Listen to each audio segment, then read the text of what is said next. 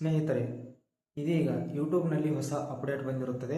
ಅದೇನಂತಂದರೆ August 24ರಿಂದ ಮತ್ತು 24ಕ್ಕಿಂತ ಮುಂಚೆ ಎರಡು ರೀತಿಯ ಬದಲಾವಣೆಗಳನ್ನು ಇಲ್ಲಿ ಕಾಣಬಹುದು. ನಾವು ಮುಂಚೆ ಈ ಆಗಸ್ಟ್ 24ಕ್ಕಿಂತ ಮುಂಚೆ ಏನಂತಂದರೆ ವ್ಯೂವರ್ಸು ಬಂದು ಸ್ವಲ್ಪ ವಿಡಿಯೋನ ಪ್ಲೇ ಮಾಡಿ ಕೆಲವೊಂದಷ್ಟು ಡ್ಯೂರೇಷನ್ ಏನು ನೋಡ್ತಾರಲ್ಲ ಅದು ಕೌಂಟ್ ಆಗ್ತಿತ್ತು.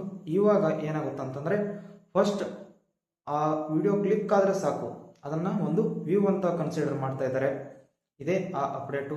ಇದರಿಂದಾಗಿ ವ್ಯೂಸ್ ಕೌಂಟು ಜಾಸ್ತಿ ಆಗುತ್ತಾ, ಮತ್ತು ಏನು ನಿಮಗೆ ಇಂಪಾರ್ಟೆಂಟ್ ಆಗಿ ಏನು ನೀವು ನೋಡ್ಬೇಕಂತಂದರೆ ಎವರೇಜ್ ಎಂಗೇಜ್ಮೆಂಟು ಡ್ಯೂರೇಷನ್ ಏನಿರುತ್ತಲ್ಲ ಅದನ್ನು ನೀವು ಸರಿಯಾಗಿ ಕಾನ್ಸಂಟ್ರೇಷನ್ ಮಾಡಬೇಕಾಗುತ್ತಾ.